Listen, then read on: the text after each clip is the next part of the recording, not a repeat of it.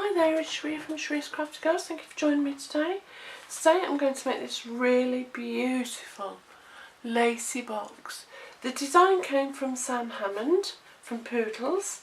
I've made mine slightly shorter than Sam's. Sam's is quite a tall box. And I've just added the beautiful inlaid Special Reasons framelit set because I just think it looks really nice with the lace, but I do like the design and its self-closing little lid. So I hope you like this, and I, as I say, it's not my design, it's from Sam Hammond from Poodles. So to make this, I've taken a piece of cardstock that measures 9.5 by 6 inches. I have 4 pieces of Night of Navy DSP and they measure 2.5 inches by 2.5, and they're for the side of the box. And then I've taken some of the same DSP and this measures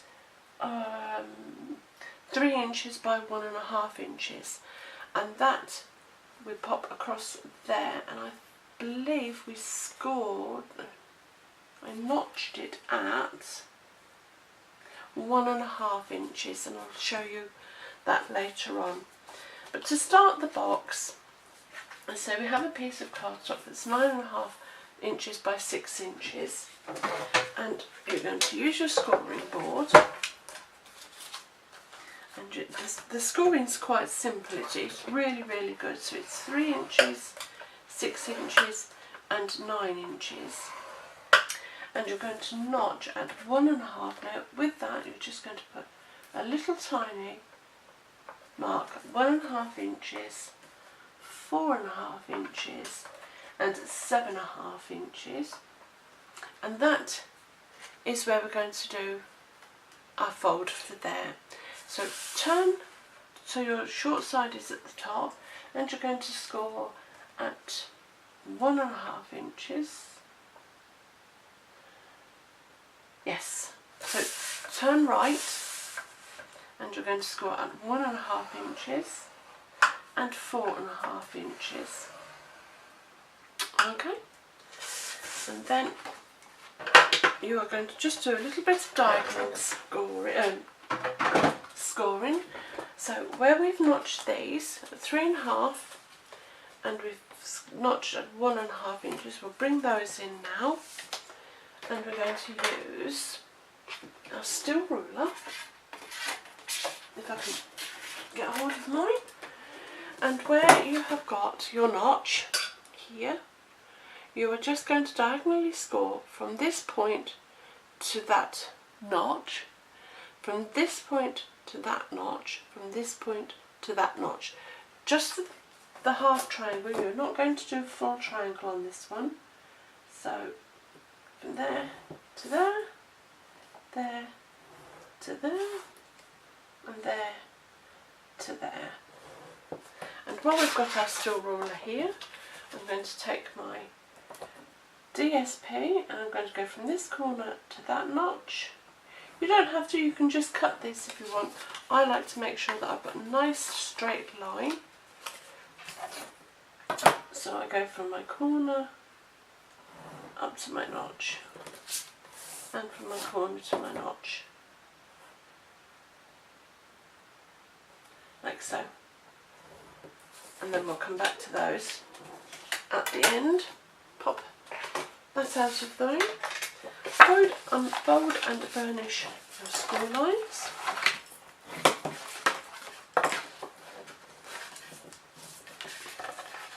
All the way across. And do not do diagonal ones yet. Now we are going to pop on our DSP, and these are going to go in the centre of each of your box. So we'll do those first, and if you've got a pattern, make sure that it's pointing to the piece where we've done our diagonal scoring, otherwise it'll be upside down. And we don't want an upside down box, do we? Now, because I'm going to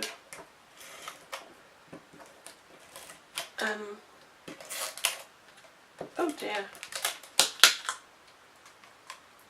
What's happened there? Oh, that's gone funny as well. That's really so annoying. Make sure you use a adhere all over, because we are going to use a die on this. So because my fast fuse has now run out by the look of it, I'm going to have to use some Tombow, because I'm not sure. Well, that's what I do. Use the other end of your Tombow that's got your thick end, and I just put it all over, and then because it's got the wide edge, I just spread it. And we do need quite a bit, because as I say, we're going to put this through and die cut on it. So pop that in the centre of your square. Same here. Using the thick end of your Tombow. Make sure it's really well adhered. And we do really need this to be quite dry. Whoa, nearly got it upside down. In the centre, like so. And then with your thread, where you've scored, just cut that off. And you do that on all three pieces. On the corner. So I do like to score it because I think it gives it that little neater edge. You might have to trim it up a little bit when you pop it on. That's those. And we're going to adhere those to the corner bits of our box at the top. So pop those very neatly in there. Because again, we're going to die cut on here as well. Ideally I would have liked this to be a bit dry, because that's why I was using the fast fuse for filming. But I should have checked that it wasn't running out, shouldn't I? And the last piece. Now that's how Sam had left hers, with her DSP, and it looks very pretty like that. And if you want to leave it like that, that's fine, absolutely fine, because it does look really pretty. I do urge you to check Sam's out. It's really a beautiful box. So once we've done that, we are then taking our Special Reasons, and why have I not got a die set with that? Oh,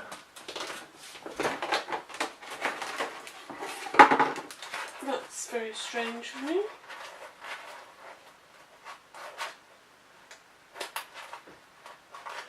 There it is. I don't know why that's not in the box. And this is the stylish stems framelit set that goes with the Special Reasons. And yeah, because as you can see, you have the die for that one, and you have one that goes inside it, which I think is fantastic. Let's pop those over there. And you've got the leaves, and you can cut the flower out. Now we're using the inlaid 2 flowers, so we'll pop those. I don't know why that's all come unsticky, but it has. So we'll pop that there, pop those out of the way, and we're going to pop these in there and in there. So bringing in your Big Shot, or whichever die cutting machine you have, you're going to, it's very easy, I haven't cleaned it from my earlier. Pop that on there, and we're going to pop these onto the centre of our flower. Find which way sits to your preference. pop that in there like so. It just fits inside the DSP, and then you put your top plate on and you pop it through. Now you're going to do this 3 times. So 1, oops, take it out, clean it up. I have a brush somewhere. Take out all the bits from your die, making sure they're all out, and then you move it along and you put it on the next one, and the same with the little one. Clean your die with your brush and move it along to your next one. Now you can keep it the same or slightly move it. I think I'm going to put that there like so, and again you put it through.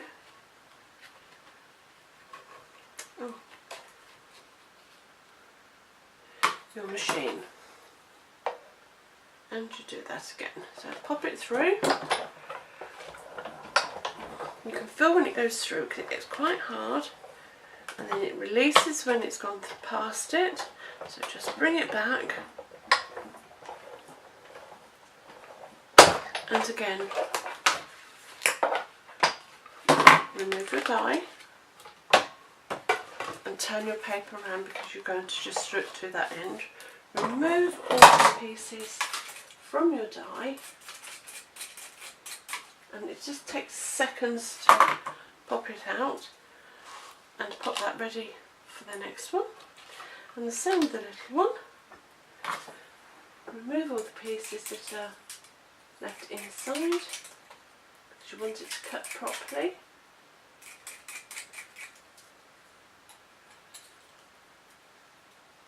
There we go. And pop that on the end one. And again you're going to pop it through your machine. So, in. Let's pop it on the board properly, that would help. Just check that that's all set right. Yes, it's still in position. And then we just, again, pop it through the machine for one final time. One, and back.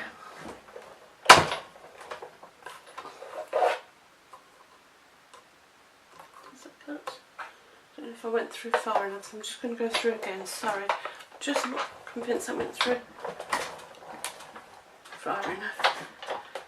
And back. There we go. Now we can take our cardstock out of our machine and pop our machine out of the way. Oh. And again you're going to remove your die from your card and just remove all the pieces from your die, top and bottom, with your brush, and then pop those away so that way you know all your dies are still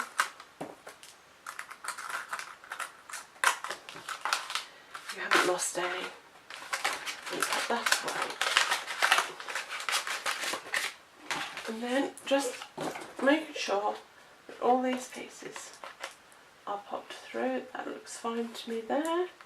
Centerpiece. So it would have been better if it had been a bit dry, but you can see now why it has to be. You have to make sure that your DSP is adhered properly to your cardstock, because you don't want any pieces sticking up or coming loose. There's a little piece there. Like I've missed it there, and I've missed it there. Come on. And that just gives it that beautiful lace effect, which I think is really, really pretty. Right, so once we've done those, we're just going to tip these in the bin, and we can come down to doing our folding. We don't have folding and burnishing, so you just need to now make sure you fold these diagonal ones, and if anything needs trimming, to trim it up then. And last but not least, this piece. As you can see, I just need to trim that edge just a fraction, because it's just over a little bit. Okay, so we don't need this little rectangle here, and we're going to cut up this score line which forms at the base of the box. And there we are. We are now just going to put some adhesive. I'm going to use tear and tape because, as I say, I've just run out of my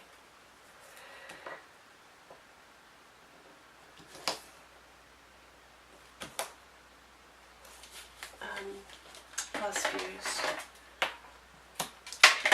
Okay, so we're going to now seal our box.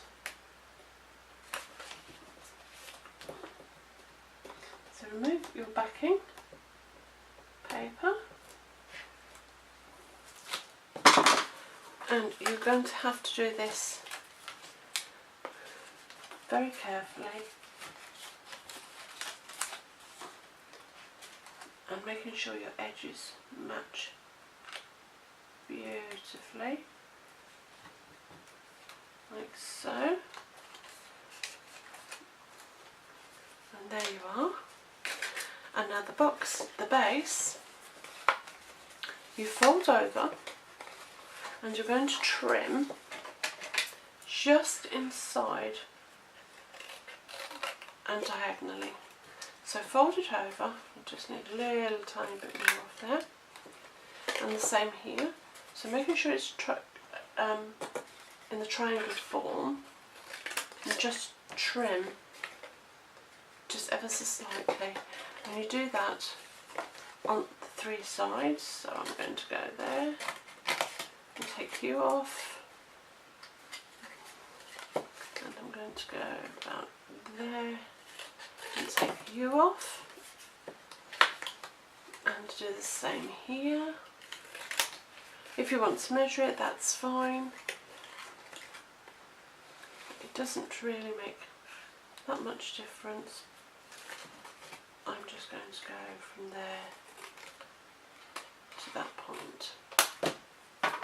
And there you are. You are now just going to put some adhesive on the bases. I'm going to put it on all three. So I would have probably used wet glue or maybe some fast fuse, but the fast fuse has run out on me. Decided it doesn't want to play, so I'm just going to do that on there, and just for good measure I'm going to put a piece just on this corner. Don't need to do this one all the way around, just there. So, taking your backing, move your backing, and make sure it's still triangular. The points are beautiful. And then take your backing paper off of these sides.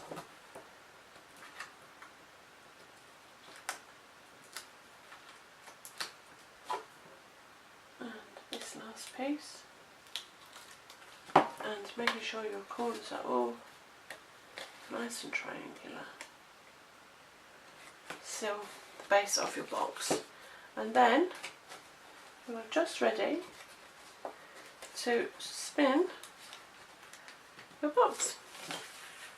I'm just going to move all this rubbish out of the way because you don't need to see my junk. And there you have a lovely laced triangular box.